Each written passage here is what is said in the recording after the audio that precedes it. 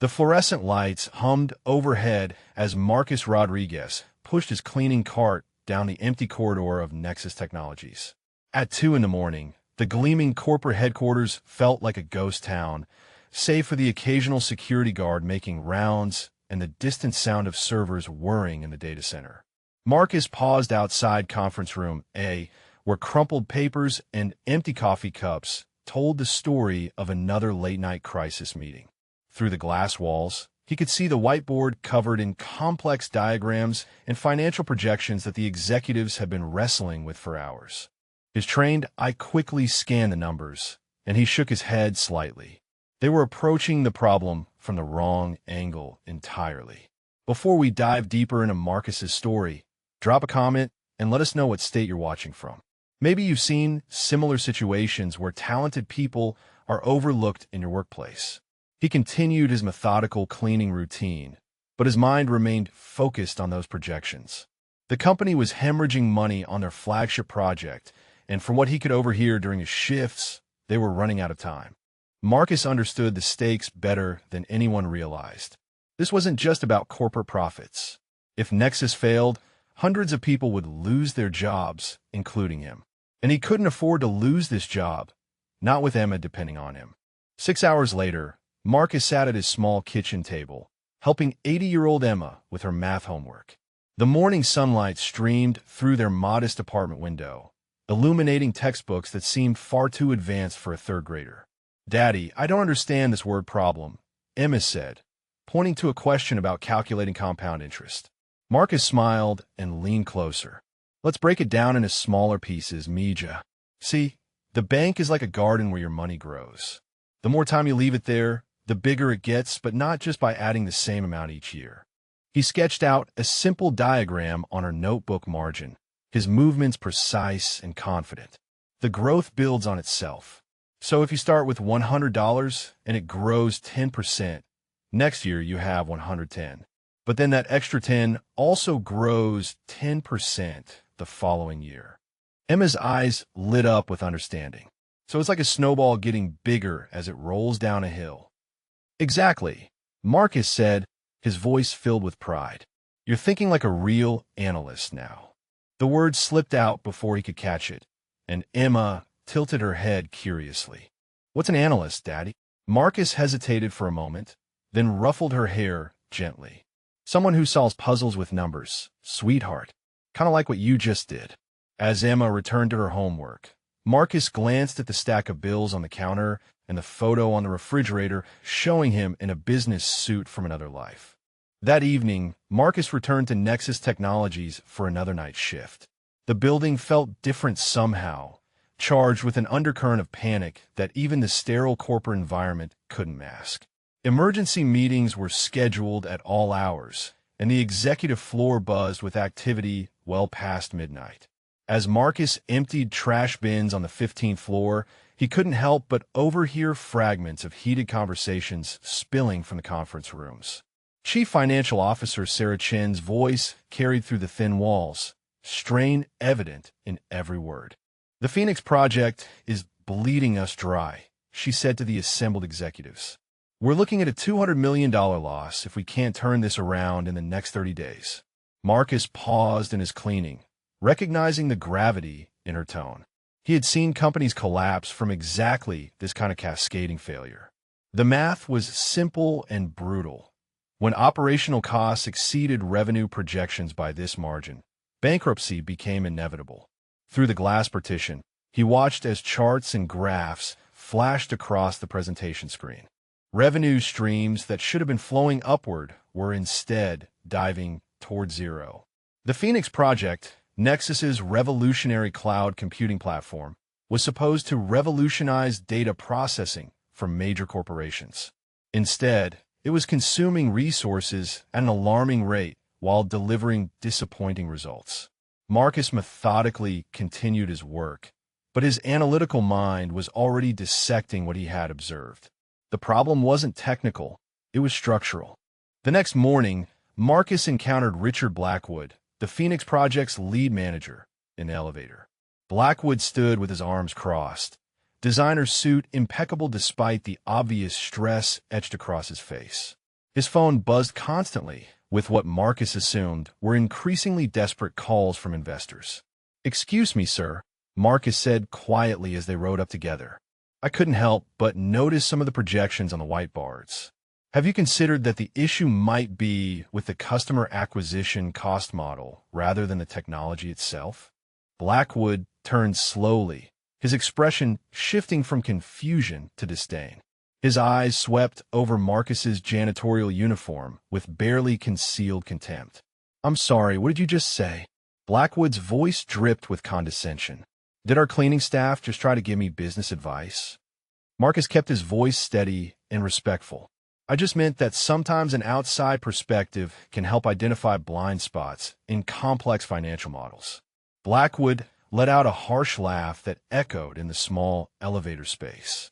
"Listen, he glanced at Marcus's name tag, Rodriguez. "I have an MBA from Wharton and 15 years of experience managing multi-million-dollar projects. I don't think I need strategic advice from someone who pushes a mop for a living." The elevator doors opened with a soft chime, and Blackwood stepped out without looking back. "Stick to emptying trash cans," he called over his shoulder. "Leave the thinking to people who actually went to college." That afternoon, Marcus picked up Emma from school and took her to their favorite spot in Riverside Park. They sat on a weathered bench overlooking the small pond where ducks paddled lazily in the autumn sunshine. Emma swung her legs back and forth, her backpack beside her filled with books that challenged most adults. "Daddy, why do some people think they're better than others?" Emma asked suddenly, her innocent question catching Marcus off guard. He looked down at his daughter's thoughtful expression, wondering what had prompted such wisdom from an 80-year-old. "What makes you ask that, Mija?" "Today at school, Jessica said her mom told her that some jobs are important and some aren't. She said people who clean buildings aren't as smart as people who wear suits."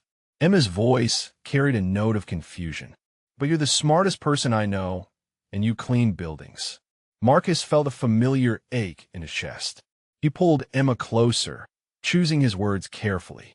"Sometimes people judge others by what they see on the outside instead of looking at what's inside. Your job doesn't determine your worth, sweetheart. Some of the most brilliant people I've ever known worked with their hands." Emma nodded solemnly, then brightened. "Like how you always tell me that the hardest puzzles have the simplest solutions." "Exactly like that," Marcus said, smiling despite the weight in his heart. "Sometimes the person who sees the simple answer is standing right there, but nobody thinks to ask them." A duck quacked loudly, as if agreeing with their conversation. 2 weeks later, the crisis at Nexus had deepened into something approaching desperation. Marcus arrived for his night shift to find the executive floor still blazing with lights at 11 p.m. Security had been increased, and he noticed several employees carrying boxes to their cars in the parking garage. The Phoenix project had become a corporate disaster of epic proportions. Through the conference room windows, Marcus could see CEO Patricia Williams pacing behind a table covered with financial documents. Her usually pristine appearance showed signs of strain, her hair slightly disheveled and dark circles under her eyes.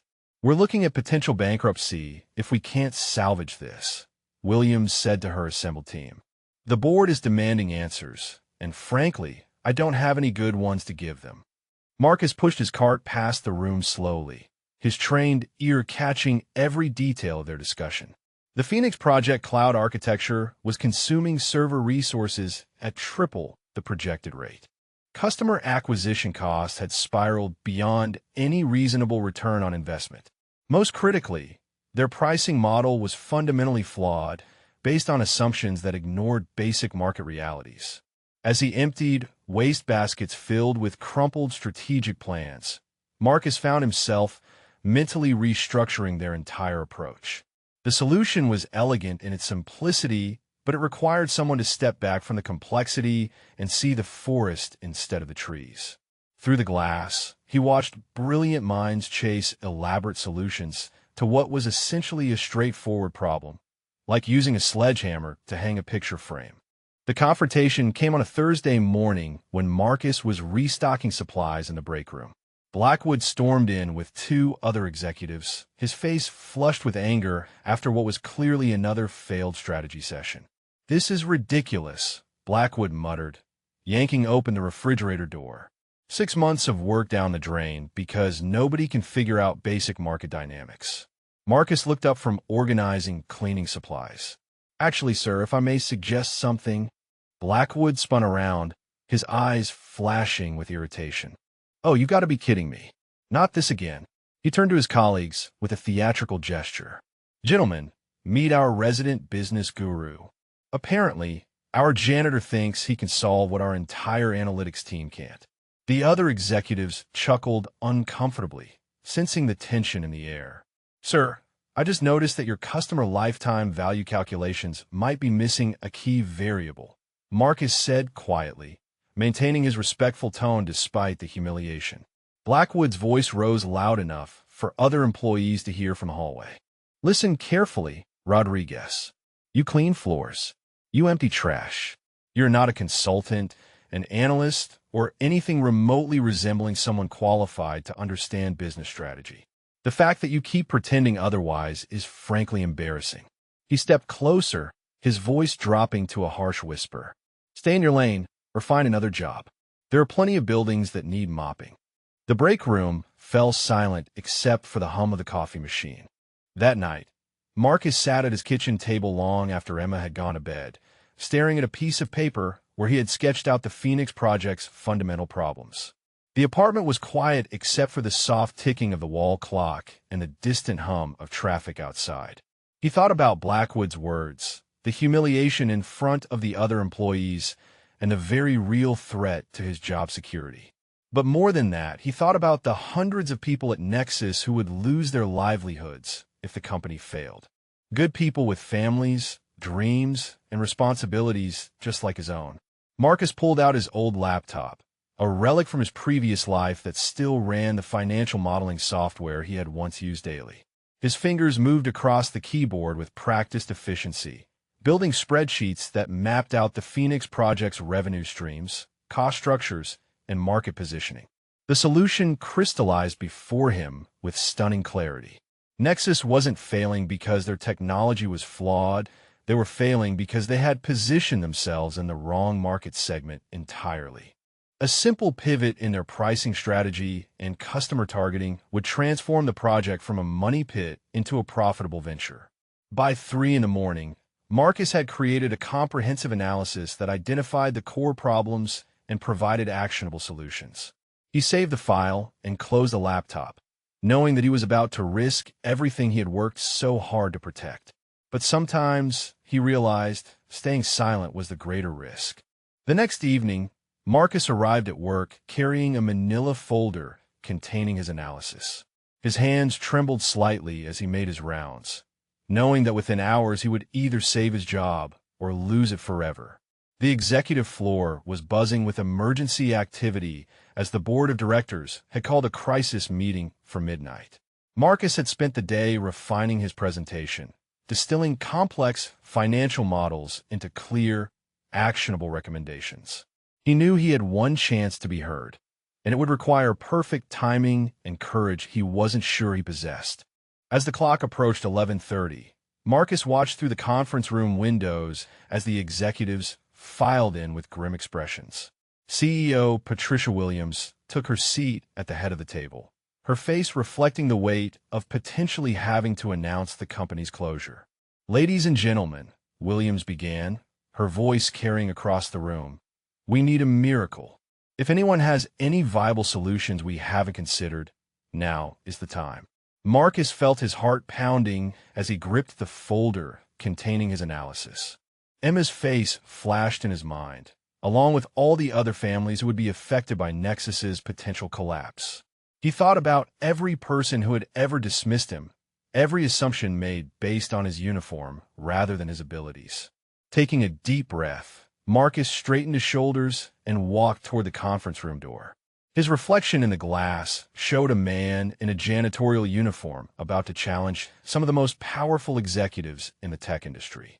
It was time to stop being invisible. Marcus knocked softly on the conference room door, his manila folder clutched against his chest. The room fell silent as all eyes turned toward the janitor interrupting their emergency board meeting. "I'm sorry to disturb you," Marcus said quietly, "but I believe I have a solution to the Phoenix Project crisis." Blackwood's face flushed red with embarrassment and rage. "Security, get this man out of here immediately. This is completely inappropriate." But CEO Patricia Williams raised her hand, her curious gaze fixed on Marcus. "Wait, let him speak."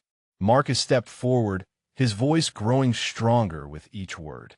"The Phoenix Project isn't failing because of technology issues. You're targeting the wrong market segment with an unsustainable pricing model.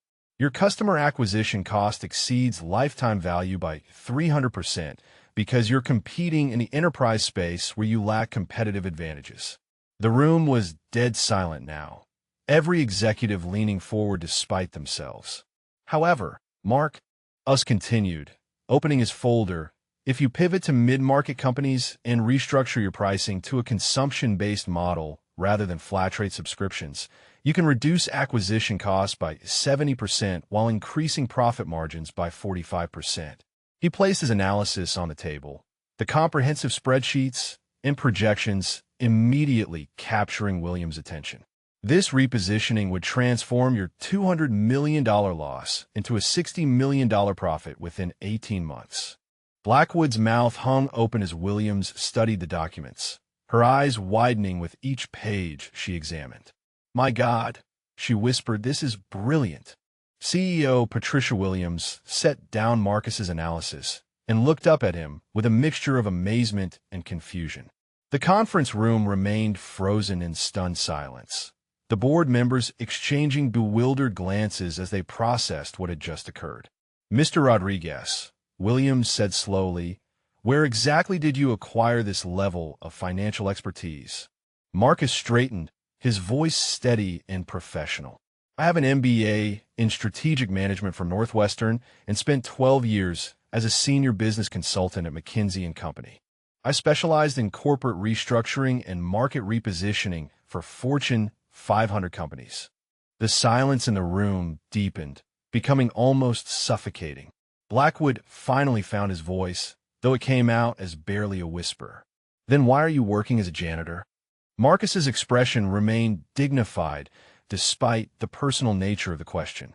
3 years ago, my ex-wife's legal team destroyed me in divorce proceedings. I lost my house, my savings, and my professional reputation through false allegations that took 2 years to clear. By then, I had been out of the industry too long, and no consulting firm would take the risk of hiring me." Williams leaned forward, her business instincts taking over. "And you've been working here for how long?" 18 months, Marcus replied. "I needed steady income to support my daughter while I rebuilt my life. Nexus gave me that opportunity when nobody else would." The CEO turned to study the financial projections again, then looked back at Marcus with something approaching reverence. "Mr. Rodriguez, you just saved our company." 6 months later, Marcus sat in his new corner office on the 20th floor of Nexus Technologies, reviewing quarterly projections for the Phoenix Project. The transformation had been remarkable. The reposition platform was exceeding all revenue targets, and the company had become a case study in successful corporate turnarounds. Through his window, he could see Emma playing in the courtyard below during her visit to his workplace. She wore a bright yellow dress and carried the backpack he had been able to afford after his promotion to senior strategic consultant, a position that came with a salary that finally matched his expertise. Patricia Williams knocked on his open door, carrying a steaming cup of coffee and wearing the relaxed smile of a CEO whose company had just landed its largest contract ever. "The board wants to offer you a partnership track," she said, settling into the chair across from his desk.